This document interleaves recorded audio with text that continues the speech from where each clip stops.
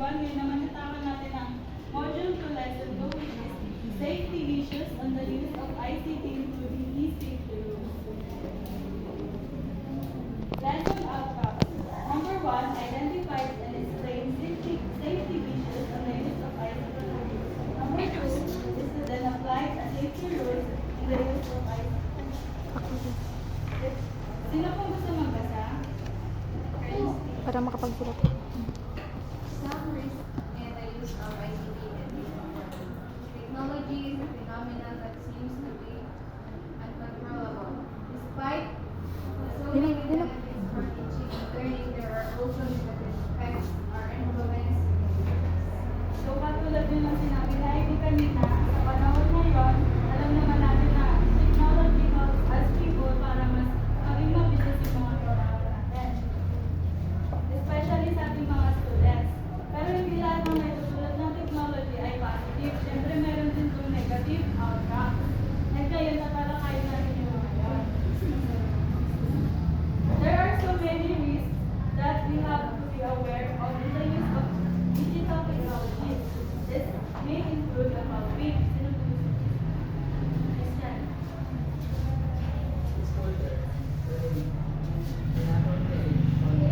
Building on online pornography, extremism, exposure to violence, engagement, resist violence.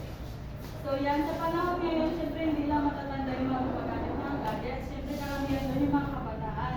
And hindi inaasahan na sa pag-scroll nila through online platforms ay makita sila mga negative content. So yung mga sensual content katulad na, pornography.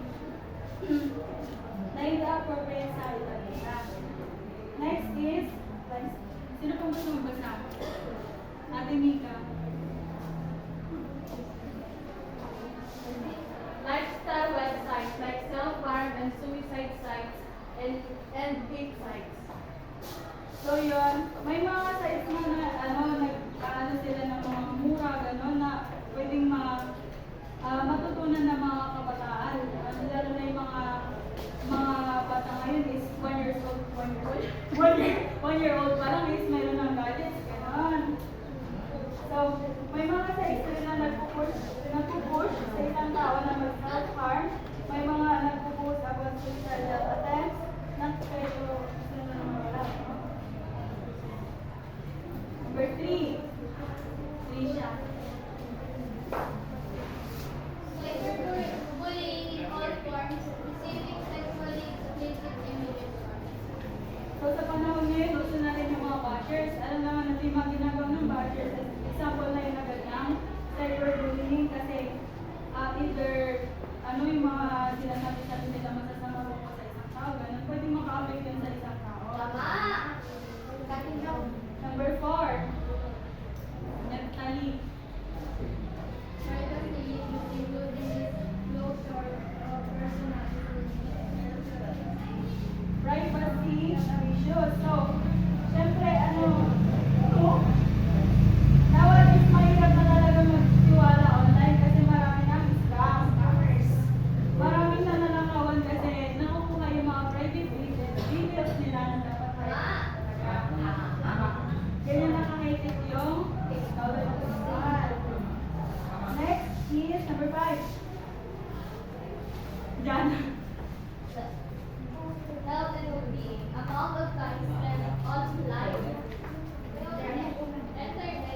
internet, and many more. Kaya mas naglalaan ng oras yung ibang tao na gumamit ng gadgets kaysa yung kumain, ganun, matulog sa tamang oras, which is malaking epekto sa health ng isang tao.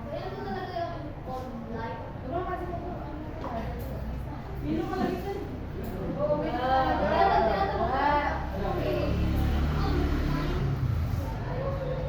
Number 6.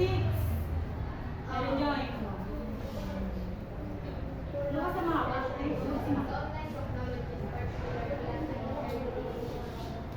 prolonged exposure. So, karamihan ngayon yung mga bata na gumagamit is bata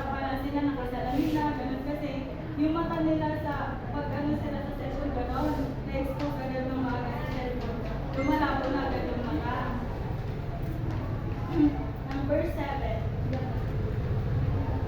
Ayan. Number 7, addiction to gambling. Addiction to gambling and gaming. Yan yung ano, yung mga na-addict sa sugal online. Oo, Wala.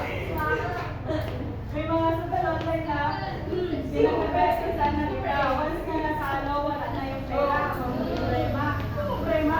Mga problema. Number 8. Eight. Dayan. Ay, Dayan. Daniela. Chat. Fishing. Yung mga scammer, mga manloloko online. Yan yung mga ano, mga kadalasan dyan. Yes, kadalasan dyan yung mga scammer na. Mga nanghanap ng mga ano. That's right. Para makahulog ng pera. Yeah. Number 9. Ate Mikay. Viruses and Trojans. Spyware and other malware and So, yung mga viruses, trojans, spyware, and other malware, yan naman yung sumisira ng mga technologies natin. So, dapat maging aware tayo kapag may nangyari, ay may ganyan sa... Yes! Yun. Kaya importante na ano, yung lagi natin i-check or